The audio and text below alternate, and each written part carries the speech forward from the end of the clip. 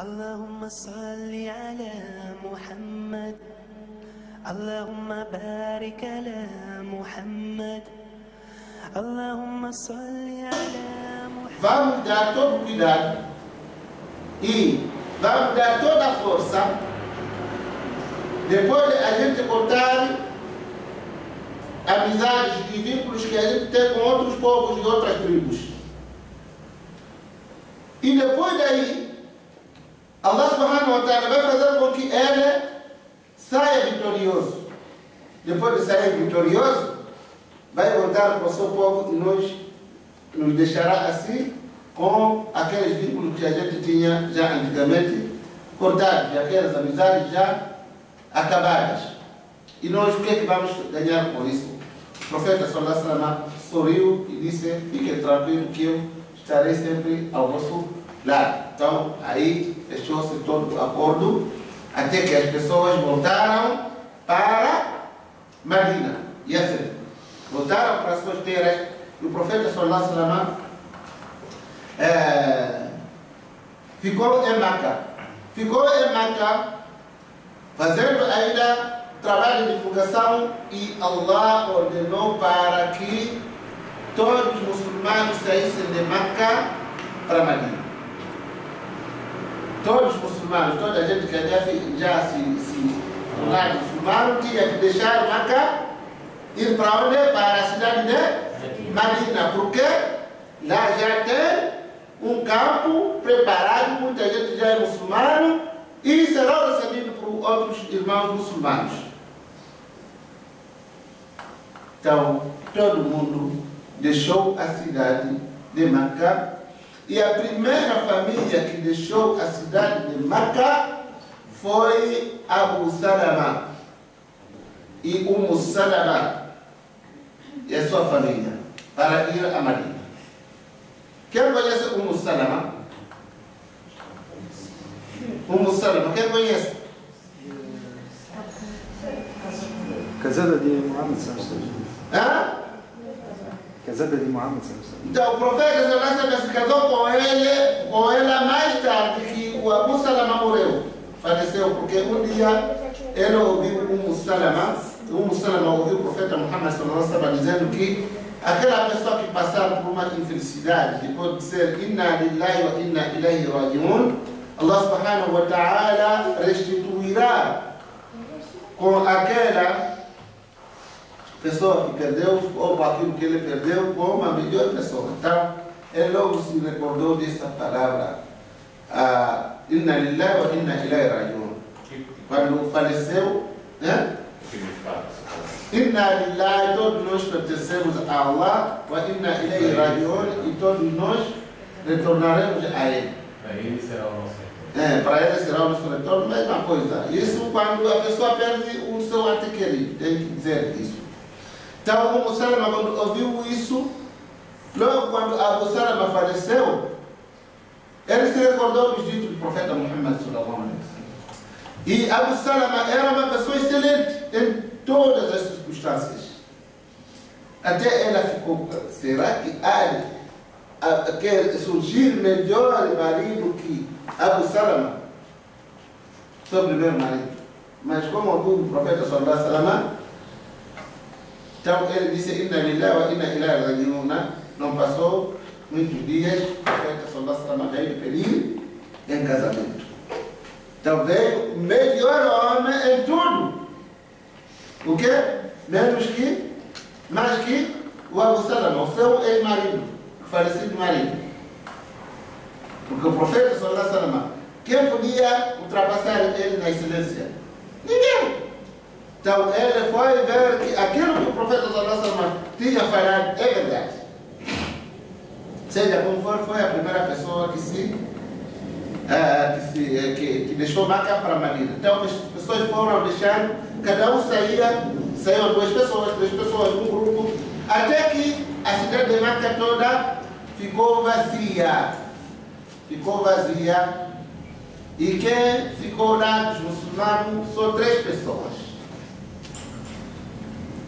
Ou, posso dizer, mais pessoas, mas dessas 3 pessoas, estava lá, o profeta sallallahu alaihi wasallam, Abu Bakr e o seu primo do profeta sallallahu alaihi wasallam, Ali ibn Abi Talib, radiyallahu ta'ala anhu. Esses gente ficaram em Meca, o resto todos ficaram. E o profeta... Todos foram, só os três ficaram. Todos foram, só os três é que ficaram com a ordem de Allah subhanahu wa ta'ala. Quem que foi o terceiro? Ali. Ali, tá. Profeta Abu Bakr Ali. Embora aqui também a filha, uma das filhas de Abu Bakr radiyallahu ta'ala anha, parece que tinha ficado, Asma bint Abi Bakr, que ia levar a comida quando já estavam na casa daquilo.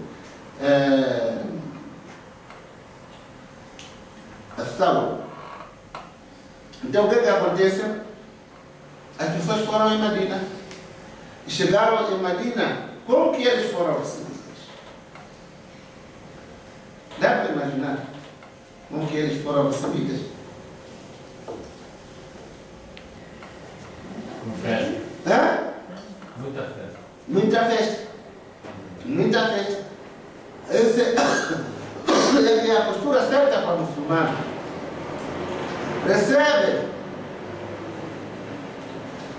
o seu irmão muçulmano, sente aquela alegria. Dá o Corão aí em curso, em árabe. Não, gente, pode ser em português. Em português não quero.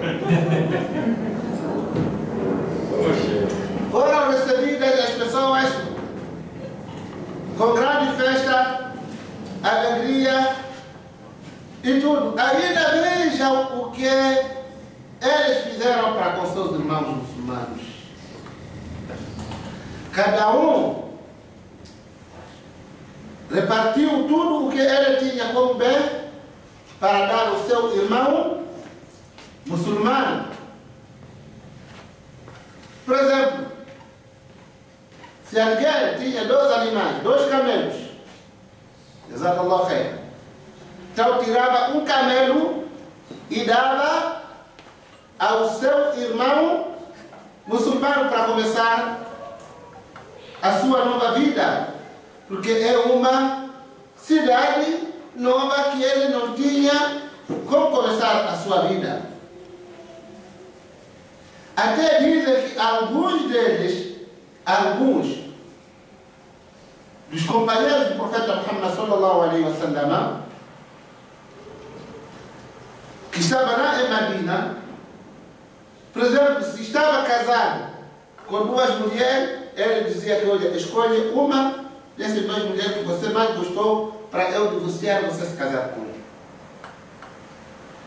Não houve, ninguém teve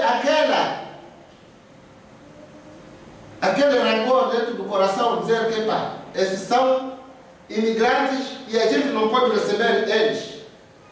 Porque afinal de contas, o objetivo fundamental deles não é a vida terrena, é o que? Receber a recompensa da parte de Allah subhanahu wa ta'ala. Por isso Allah subhanahu wa ta'ala fala deles no surata número, vamos lá para 57. 57 é surata aí?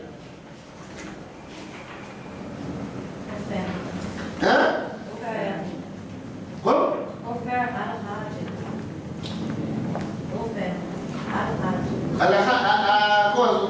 ferro, al-hadid. Então vamos para 58 até 59. 59 é o surata al-hashr. O que quer dizer? Então abram aqui o capítulo número 9 desse surata. Leia para ver o que Allah subhanahu wa ta'ala diz sobre... Que capítulo? Desculpa, 59. 59, versículo 9.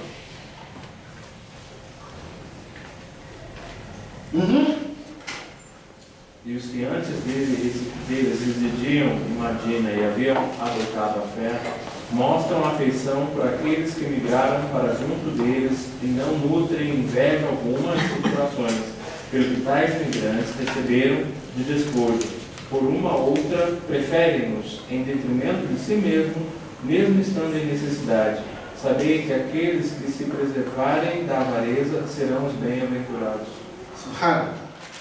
Quem tem essas qualidades hoje? É? Vocês ouviram bem o versículo? Leia novamente, atentamente, ou devagar, para que todo mundo possa entender. Os que antes deles residiam em Madina. Quem são esses que residiram em Madina? Moradores de Madina. Aqueles que o profeta sallallahu alaihi wasallam negociou com ele no Bayat al-Aqabatul Ula e Thaniya, como falamos aqui, que fez acordo com ele para que muçulmanos fossem de asilo em Madina e fossem recebidos por eles. São eles que estão sempre falados aqui. E haviam adotado a fé. Mostram afeição por aqueles que migraram para junto deles e não nutrem inveja alguma em seus corações. Quem migraram? Quem são pessoas que migraram para eles? Pessoas que saíram de Meca para Medina.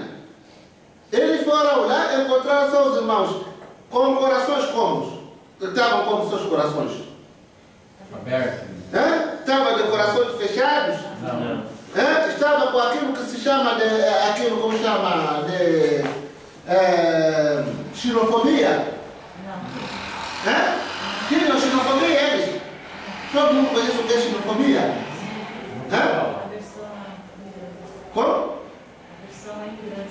Sim, aquilo a pessoa está contra estrangeiros. Por exemplo, alguém veio de estrangeiro, você fica contra ele, você começa a odiar, é que é xenofobia. Pelo que tais imigrantes receberam de despojo. Por outra, preferem-nos em detrimento de si mesmos, mesmo estando em necessidade. Então, mesmo estando em necessidade, aquilo que nós falamos, que alguém dos imigrantes ia, ou alguém dos defensores, que eram moradores de Madina, recebia um irmão dos imigrantes e dava uma parte dos seus bens. Mesmo ele necessitado daquilo. É o que está se falando esse versículo. Sabei que aqueles que se preservarem da avareza serão os bem-aventurados. Sabei que aqueles que se preservarem da avareza serei bem-aventurados. Avareza, gente, não é nada bom. Não é nada bom. E nós, alhamdulillah, já falamos isso em várias ocasiões e hoje ainda vamos repetir. Que dentre os países hoje do mundo que tem característica de pessoa de Madina é Brasil. Dentre os países do mundo, quantos países temos no mundo? 204 países quase, aproximadamente. Ou mais ou menos por aí. Dentre esses países, quem tem característica como moradores de Madina que receberam imigrantes que foram lá sem nada, é o quê? É o Brasil, unicamente. Unicamente. Por que a gente fala isso? Há pouco tempo, em 2010, o governo assinou uma lei de anistia para que aqueles estrangeiros que estão no território nacional consigam o quê? Documentação. Com essa documentação consiga trabalhar e consiga estudar e consiga usufruir dos direitos trabalhistas, assim como um brasileiro usufrui. E a gente ainda é ruim, imagina se fosse bom, né? Então, eu acho que mais que isso aí... Falando sério, e a gente lá fora é contando como ruim ainda. Não, conta como ruim, porque eles não têm característica que o país aqui tem. Então... Ser humano, ou aquilo que eu chamo, você agir como se fosse uma pessoa com sentimento humano, é como agir como aquele bandido da Noruega que matou pessoas. Ele matou pessoas dizendo o quê? Está a defender o seu território.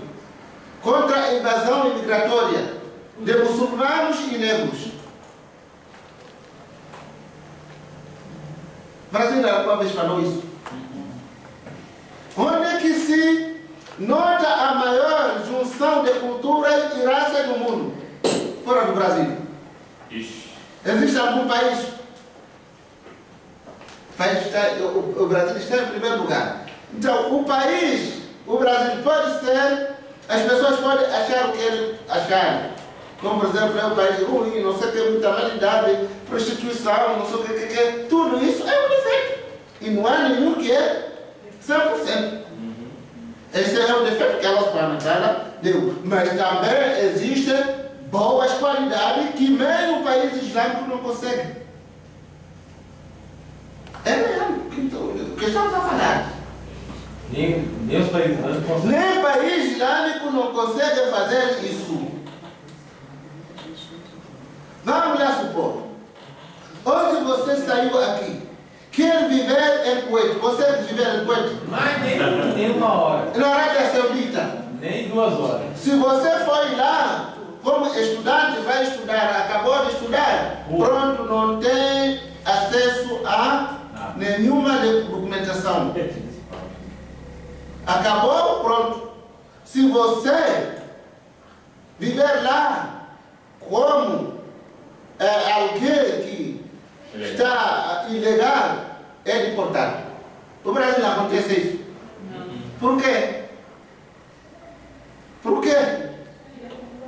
Porque essa boa parte, a boa qualidade que o Brasil goza e não tem nenhum país igual a esta parte. Então, caros irmãos, a gente não pode só olhar uma parte. Muita gente, quando olha no Brasil, só olha a parte de Sara, olha a parte de favelas, olha a parte não sei, daquela criminalidade, olha só a parte ruim que acontece aqui, mas boa coisa não olha.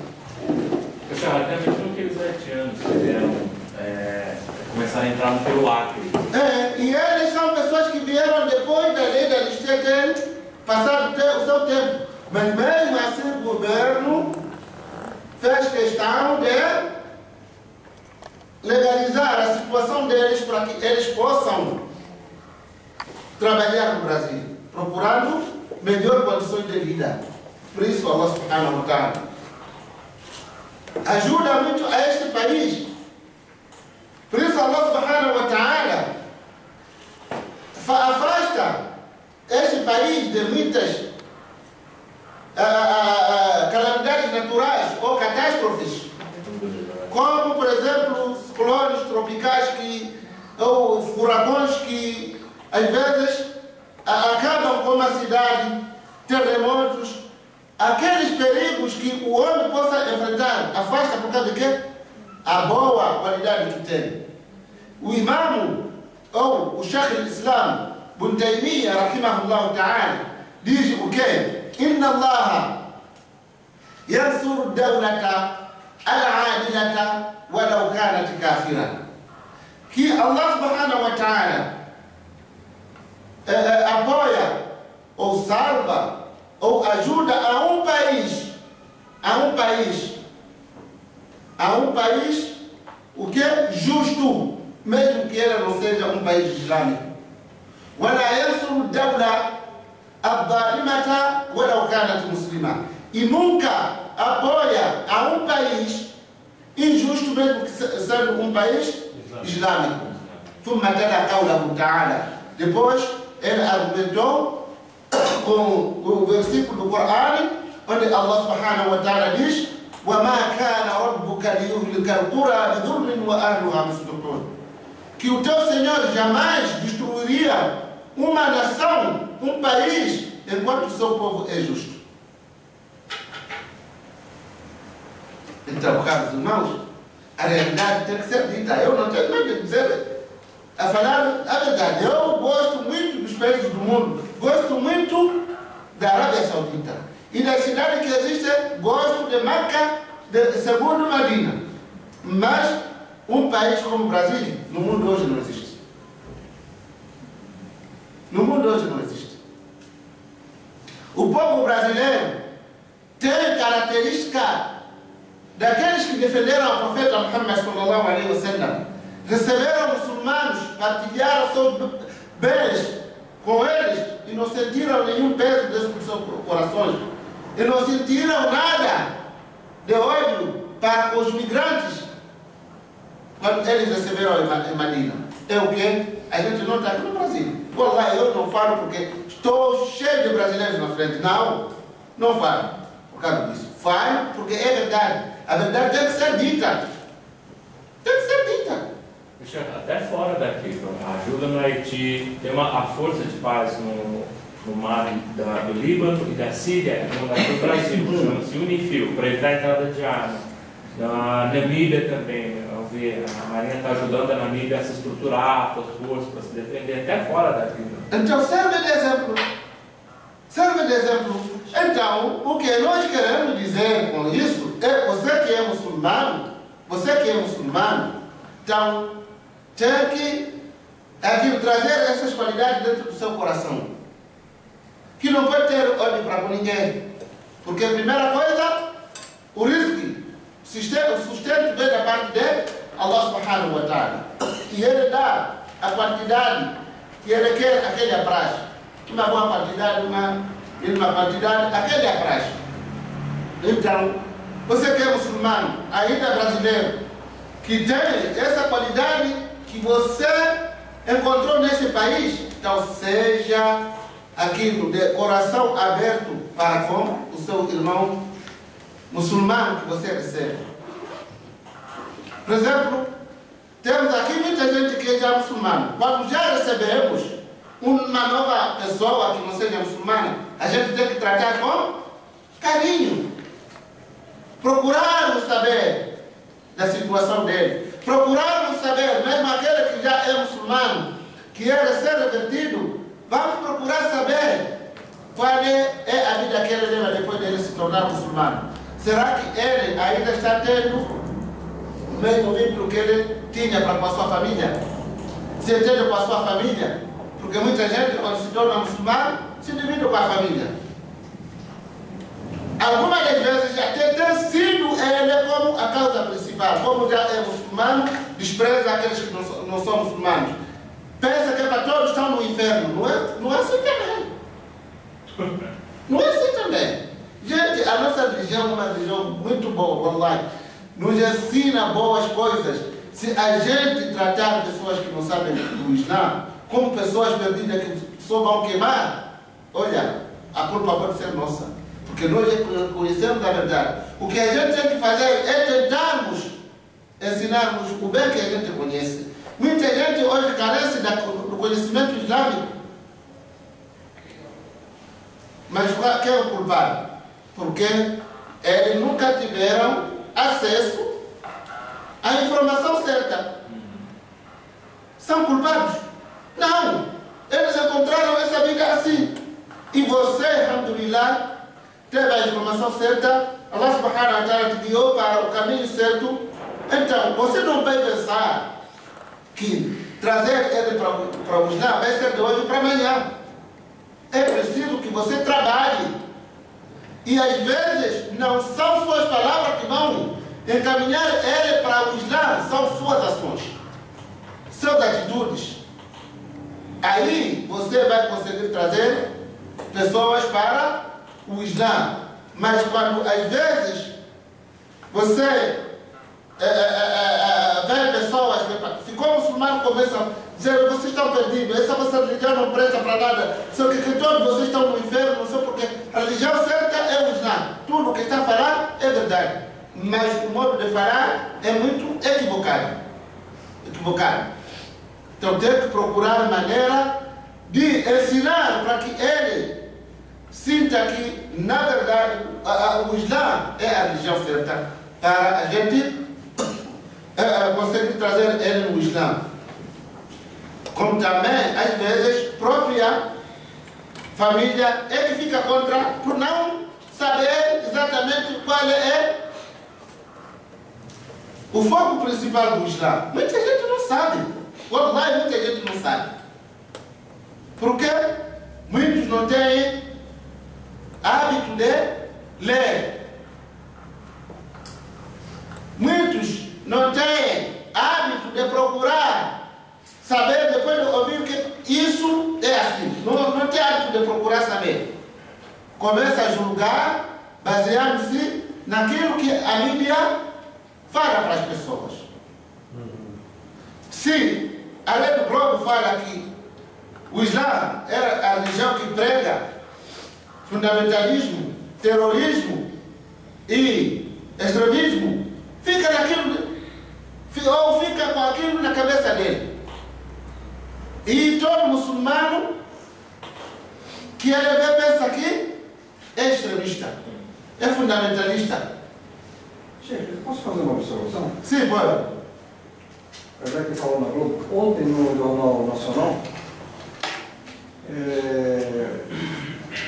o repórter se referiu às religiões que existem no Brasil. A quantidade de católicos que existem, aqueles que existiam há 10 anos atrás, as que existem agora, caiu um pouco a quantidade de católicos, aumentaram outras religiões. Se referiu a evangélicos, se referiu à Umbanda, se referiu ao Espiritismo, não se referiu ao Islã. O Islã, na Globo, acho que não existe. Sim, então é isso aí. Então, como não existe, para eles, o Islã é tudo o que acontece, tudo o que faz parte da verdade para o mundo, esse é que é o Islã para eles. Então, algumas pessoas ficam com cabeças já, aqui eu vou chamar, com aquele tipo de notícia, não procura saber outra coisa. Sheila, mas aí também não entra um pedaço da gente nos organizar e ir atrás e falar, olha, vocês tiveram falaram de todas as religiões e não falaram da que mais carece no mundo. Também não tem uma postura nossa de mudar essas coisas? Porque o que eu acho que não tem nenhum muçulmano que também, ou a gente não está unido, organizado para mudar essa postura. Mas essa postura é uma postura interessada. E dificilmente você, com toda a sua razão, vai fazer com que o repórter mude o foco daquilo que ele quer transmitir.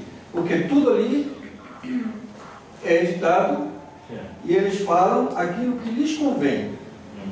Porque quando eles querem colocar um sheikh ou alguém falando sobre o Islã, eles põem, quando é conveniente. Então eles sabem o que existe. Então a nossa postura não é ir lá somente na Globo e dizer alguma coisa para que eles transmitam. A nossa postura é realmente, no seio da nossa comunidade, fazer ouvir a nossa voz. Para que se torne realmente difícil de esconder. Eu já entendi a nossa irmã Bia. Eu vou dizer assim, irmãs, que muçulmano não precisa de fazer esforço para que ele seja reconhecido. Porque, como a gente está na verdade absoluta, essa verdade sozinho ele é que vai trair corações de pessoas para que reconheçam que isso é uma verdade. Tem um hadith do profeta sallallahu alaihi wasallam que diz assim, que não haverá nenhuma casa, seja ela de alvenaria, seja um prédio, seja ele de madeira, seja de qualquer material, mesmo aquelas casas que são feitas agora aqui com material, o quê? A sua especialidade é reciclável. Então, o Islã vai chegar à terra. Então, deixa as pessoas falar, mas sabe-se, o mundo já sabe que a religião que mais cresce no mundo hoje em dia é o Islã. Por causa do que é isso? Porque é uma religião racional, que aceita com raciocínio humano. Então, deixa falar o que eles falaram. Isso vai prejudicar alguma coisa a nós? Vai afetar o crescimento do Islã? Absolutamente nada. Deixa. A mídia é deles. Eles vão falar o que quiserem. Nós não possuímos nada. A nossa maior força é Allah subhanahu wa ta'ala. Então, ele é que vai fazer com que a nossa religião seja reconhecida assim como está sendo reconhecida hoje em dia. A Europa, hoje em dia, não reconhecia absolutamente sobre o Islã. Mas vai haver hoje a presença do Islã na Europa. Vocês já viram o preparativo dos Jogos Olímpicos? Aquelas crianças que estão lá, que vão a fazer a abertura dos Jogos Olímpicos? Não viram isso? Foi na Record? Não viram? Saíram ali várias crianças de hijab. Wallahi. Várias crianças de hijab muçulmanas a se prepararem para os Jogos Olímpicos. Teve até uma pesquisa que a gente tem contato, até eles se organizaram entre os muçulmanos que falam outras línguas para poder receber o pessoal para essas Olimpíadas. Allahumma salli ala Muhammad, Allahumma barik ala